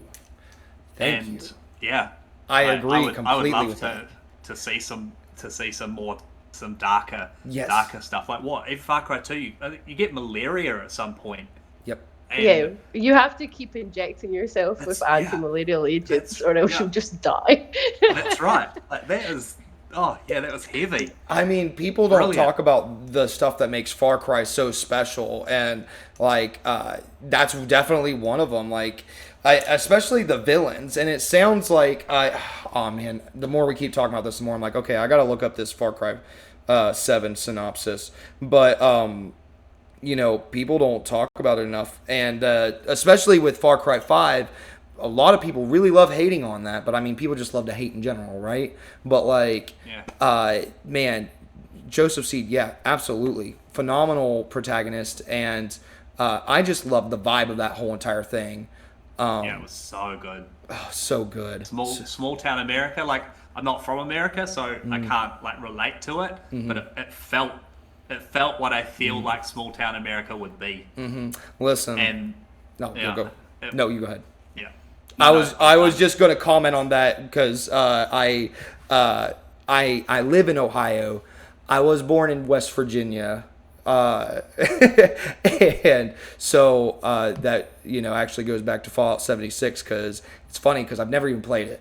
I picked it up one time when it came to Game Pass because I'm like, I gotta go to my hometown, right? I live in Parkersburg, West Virginia. It's on the map. I was like, oh my gosh, I gotta check it out. I couldn't even like get like an hour into it, and I just wasn't feeling it. But that was a long time ago. I would love to revisit it. But the Far Cry thing, though, I mean, again, growing up in West Virginia, it's nothing but small towns and hills and country, and I speak fluent.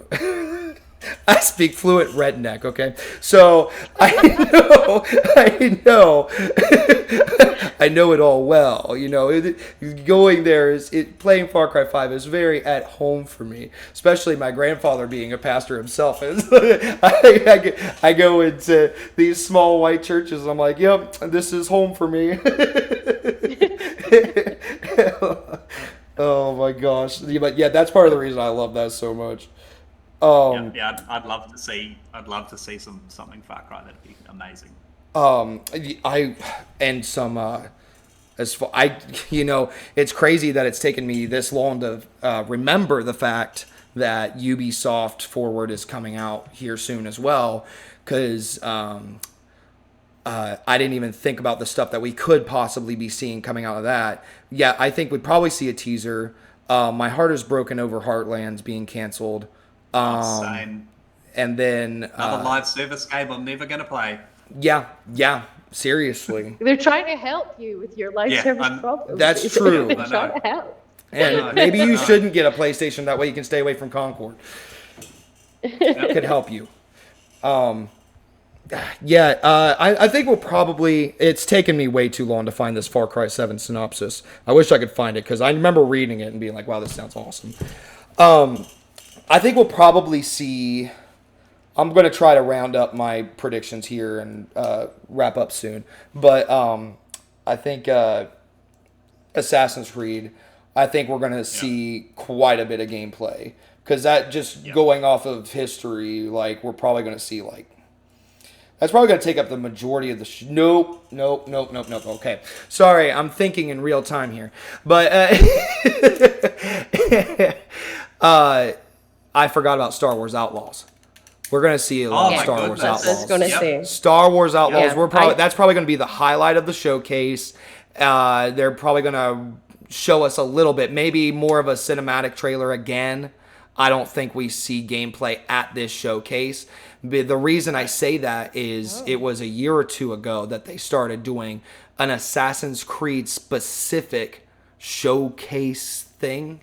I can't remember what they called it, but it's basically they just have a full hour-long thing dedicated to the Assassin's Creed games. And since they've got so many Assassin's Creed related projects in the works, they're gonna have their own thing. So I think you probably save the bulk of gameplay, kind of like Microsoft's doing the Call of Duty showcase after the main event. Probably gonna see something similar with Assassin's Creed. Probably do like a deep dive into the game at that. But yeah, I think we're probably gonna see a lot of Outlaws, a little bit of Assassin's Creed. I can't really. I mean.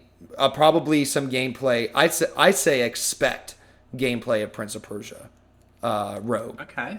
Because that's we already know it's happening. We already know it's coming. We've already gotten a cinematic trailer. I mean, when else is Ubisoft going to come out and say, "Here's everything coming" between now and March? So I mean, wouldn't we see? What do you guys think? No, I'm just thinking. Obviously, is that published? I assume it must be published by Ubisoft. Star Wars. No, the Rogue Prince of Persia. Oh. Yeah, I think it is. I'm pretty sure. Cause no, it definitely is. Okay. But it's on early access, isn't it? Assassin's Creed, Prince of Persia Rogue. Yeah, I'm pretty sure that's currently on early access. So I don't know if they were I don't know if they would show more of that considering it's already. Yeah. I think especially the fact that it wasn't announced at an Ubisoft showcase. It was announced at it was the III initiative, like the indie game initiative. That was announced at. It kind of seems like. And I don't know if this is me just being cynical, if the guys at, obviously, Evil Empire, the developers that made it, who did currently doing all the DLCs and stuff for Dead Cells, if Ubisoft almost want to sort of distance themselves for like the little indie titles that might be being made, purely because we've seen a little bit what happened with some of the EA originals. Like when the focus is on the publisher, like the big publisher, then people sort of like don't necessarily engage with them, and I'm not going to say in good faith, but they are like, oh well, this isn't a proper indie, so it's like, and I'm not saying what I would not saying that's people who actually this is right. I'm like we're right. It's almost it's just past 3 a.m. in Scotland, so this is proper spicy take. I don't think any of these people play video games. I don't think people who are like, this is published by the wrong person. This isn't a proper this. This isn't a proper this. I don't think they play these games. Like I think they're just out here to have a go. Like there you go. There's my. You can cut that out if you want to. But at the same time, I'm like, I don't know if Ubisoft are going to necessarily highlight their little indie game that they've got coming. Because I think that they may be a little bit tuned into the way that Discord kind of goes on Twitter and stuff like that. But I don't think they really know what they are right now. Like, so I agree with you. I don't think you really know what to see from them, and especially you don't know what their standard of success is either. Like, is X Defiant a success to them right now? Because they're not really properly communicating, in my opinion. But maybe they don't need to. I don't know, because that opinion varies based off of like, is PlayStation not communicating to us enough? Are they communicating too much to us? And so it's kind of. I don't really hold any judgment for how much they communicate to us, especially when it seems like Ubisoft has such a hard time. It seems like they have such a hard time knowing exactly what they even are themselves. Rogue Prince is out. I had no idea. It is out. No, it's on Steam. Yeah, but is that early access though? It is early access. Yes.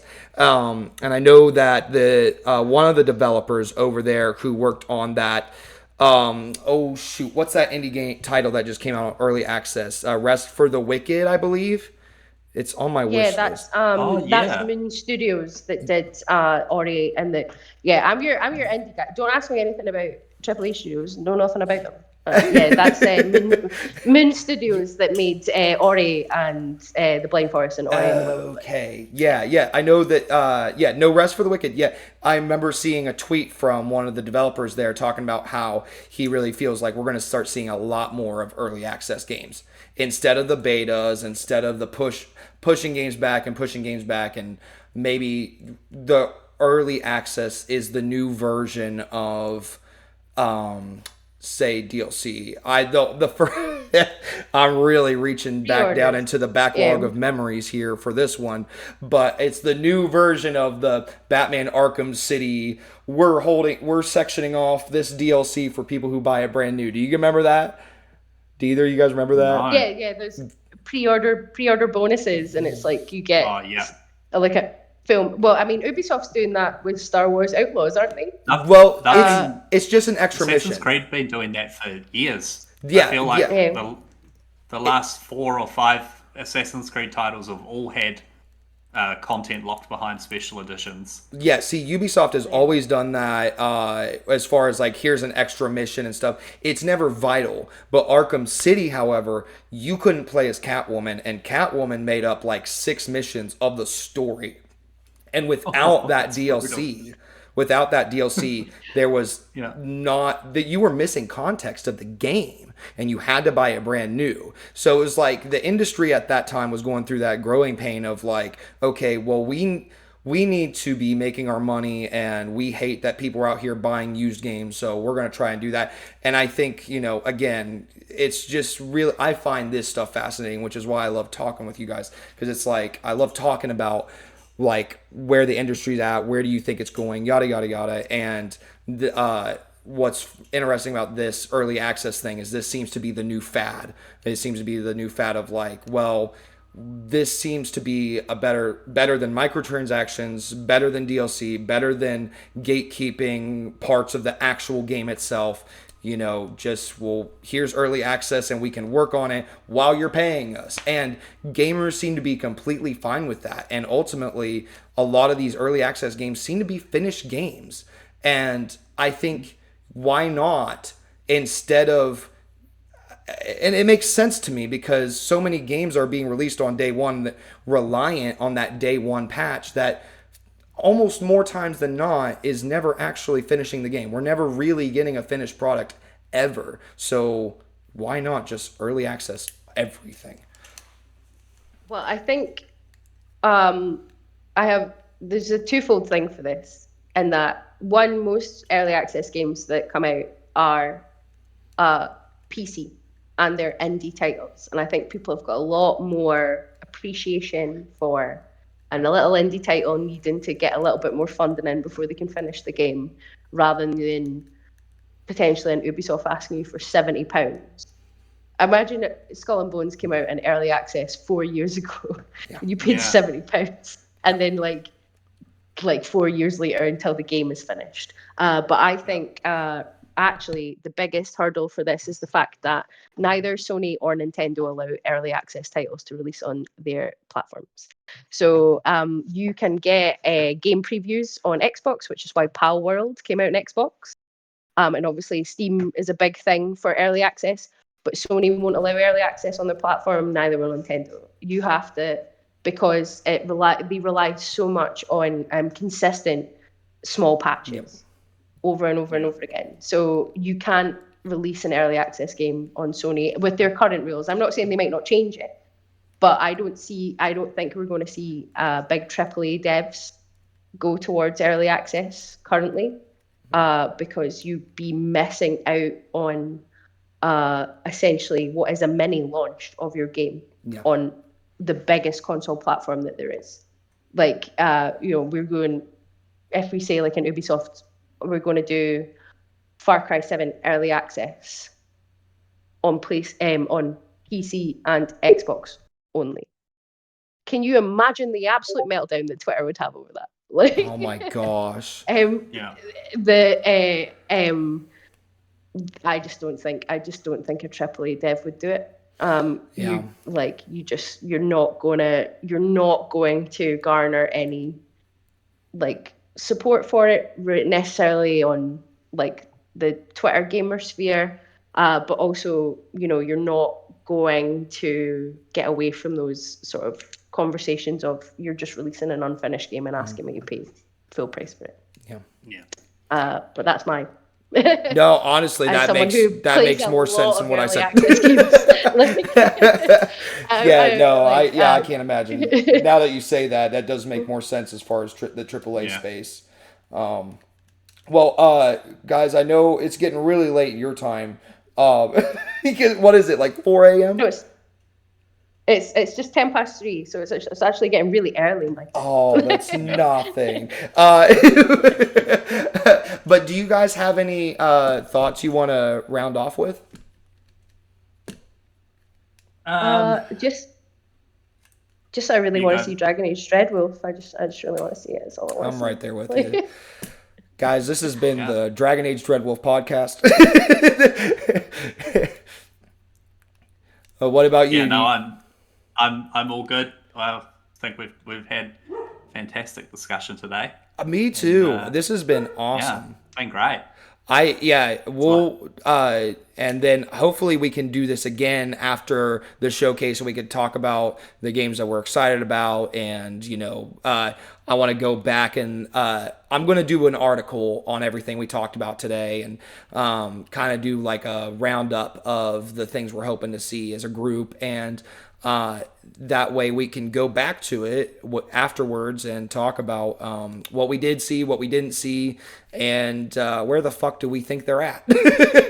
Where is Silksong? Where is all the... Because if I'm being real here, I feel like 75% of the games we talked about we're not going to see. Except for Doom. We're definitely going to see Doom. I'll put my money on that one. Yeah. Doom and Gears of War, like, put all our eggs in the Doom and Gears of War Gears of War, basket, yeah. like, Yep. Gears of War is a safe bet. Yeah.